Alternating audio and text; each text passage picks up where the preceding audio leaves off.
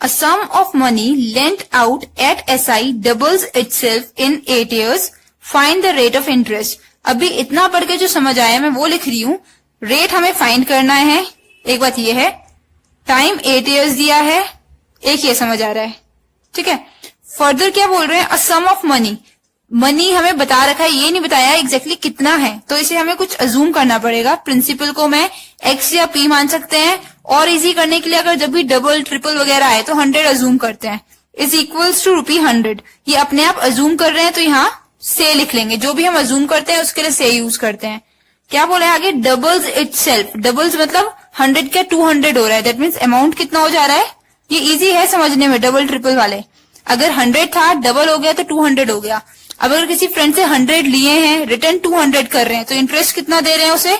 Interest होता है amount minus principal. यहाँ डायरेक्ट दिख रहा है 200 minus 100, 100 rupee. Double and triple वाले क्वेश्चन हम इजिली 100 मान के ही यूज करेंगे. तो अब हमारे पास टाइम मिल रहा है, प्रिंसिपल मिल रहा है, एसआई मिल रहा है.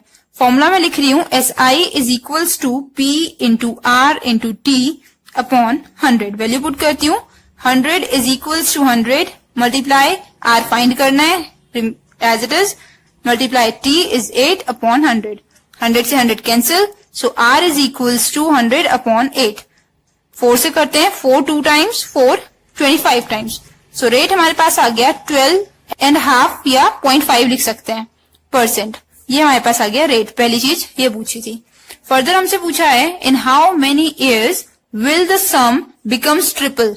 अब ये ट्रिपल वाला आ गया है. मैं इसमें यहाँ लाइन ड्रॉ कर रही हूँ. दूसरा केस बिल्कुल अलग से स्टार्ट करते हैं. In how many years, that means time find करना है. The sum become triple. Sum बोला है, बताया नहीं है कितना है. अगेन प्रिंसिपल को हमने 100 मान लिया और लिख लिया से, क्योंकि मान रहे हैं. Becomes triple of it self. कितना हो जाए? अपना ही ट्रिपल हो जाए. जितना है उसका 3 टाइम्स हो जाए, तो ₹300 हो जाए. That means and further simple interest लिख लेते हैं. अगर 100 लेकर 300 रिटर्न करने पड़ रहे हैं तो 200 एक्स्ट्रा रिटर्न कर रहे हैं, तो 200 आ गया.